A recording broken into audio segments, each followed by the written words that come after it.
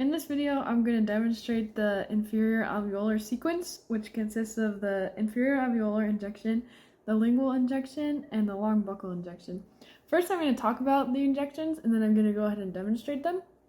So for the inferior alveolar, you insert 20 to 25 millimeters, you tap osseous, and then you deposit 1.2 to 1.4 milliliters over 60 seconds. And the landmarks for this are the coronoid notch, the pterygomandibular raphe, the buccal fat pad, the occlusal plane of the mandible, the internal oblique ridge, and the lingula. And then for this, you're going to want to make sure you're cross arch with the premolars at the height of the coronoid notch, 1 centimeter above the occlusal plane and just slightly lateral to the pterygomandibular raphe. And once that injection's done, it's going to anesthetize all teeth in the quadrant, and then all of the periodontium of the associated teeth, and half of the tongue and floor of the mouth. After that injection, we're going to go ahead and withdraw the needle about 10 millimeters and do the lingual injection, which is at about 10 to 15 millimeters. And then no osseous contact for this one. And then we're going to go ahead and deposit 0.2 milliliters for 15 seconds. And the landmarks are going to be the coronoid notch, the pterygomandibular raphe, the buccal fat pad, the occlusal plane of the mandible. And you're going to be cross-arch for this. You follow the same path as the IA. And then this one anesthetizes no teeth. It's the anterior 2/3 of the tongue and the lingual soft tissue and periosteum. And then after those two injections are done, you're going to withdraw your needle completely and do this separate injection, which is called the long buccal. And this one goes in 3 to 4 millimeters, and you tap osseous. And then you'll inject 0.2 to 0.45 milliliters over 15 to 30 seconds. The landmarks are distal buccal to the last molar at the height of the occlusal plane.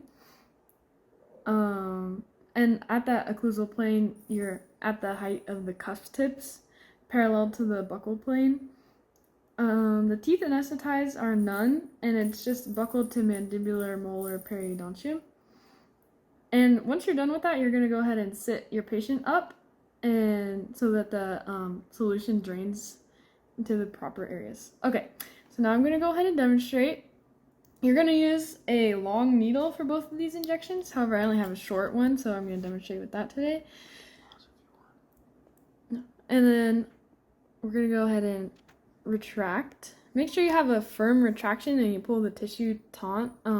This way the needle has to go into less tissue and it's easier. So we're going to do the IA first.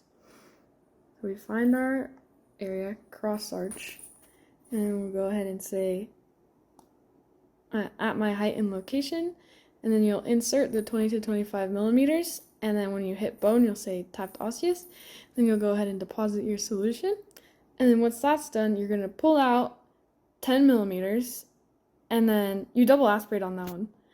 But then you're going to pull out the 10 millimeters, and you're going to aspirate again, and then that will be negative, and you'll go ahead and inject, and then you can pull out all the way, and then you're going to go ahead and switch and do your long buccal, and you want to be parallel, not cross arch, and then you're going to be at your height and location, and then insert until you tap osseous. And then you'll deposit your solution, and you can withdraw, and then sit your patient up. Let's pretend. There we go. We sat our patient up for 1 minute, and then we'll be all good to go.